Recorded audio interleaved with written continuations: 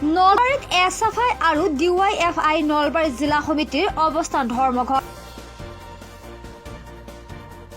নিবনুৱা সমস্যা সমাধান আৰু কৰ্ম সংস্থাপনৰ দাবীত যোৱা 22 ডিচেম্বৰত হোৱা ৰাজ্যজুৰি প্ৰতিবাদী বিক্ষোভৰ অংশ হিচাপে সংগঠন দুটাই এই ধৰ্মঘট কাৰ্যসূচী ৰূপায়ণ কৰি নলবাৰী চহৰৰ মাজেৰে জিলা উপায়ুক্তৰ কাৰ্যালয়লৈ এক প্ৰতিবাদী সমদলো বাহিৰ কৰে।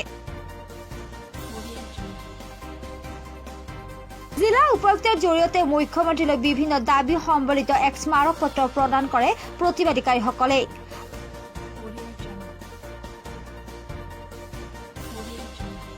প্ৰতিবাদস্থলীত এছআইএফআইৰ নেতা গাজীউৰ ৰহমান চৌধুৰী আৰু ডিৱাইএফআইৰ নেতা কুলজিৎ কলিতা উপস্থিত থাকে।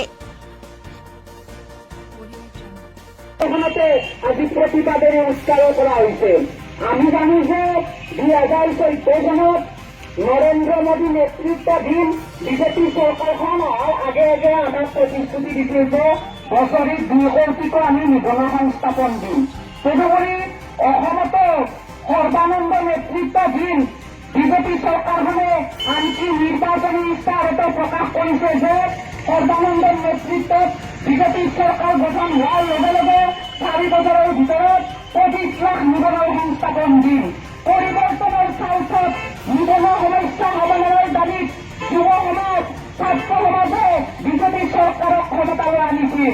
কিন্তু আজি 25 লাখৰ কথা বাদে 25,000 চাকৰিও তেওঁলোকে দিব পৰা নাই। আমি সৰ্বানন্দ সমাজৰ মাজতে প্ৰশ্ন কৰিব বিচাৰিছো যে আপোনালোকৰ পৰিৱৰ্তনৰ প্ৰতিশ্ৰুতি কলৈ গ'ল? আপোনালোকৰ 25 লাখ নিবনুৱা সংস্থাপনৰ প্ৰতিশ্ৰুতি কলৈ গ'ল? নলবাৰীৰ পৰা শংকৰ কলিতাৰ প্ৰতিবেদন CNC নিউজ।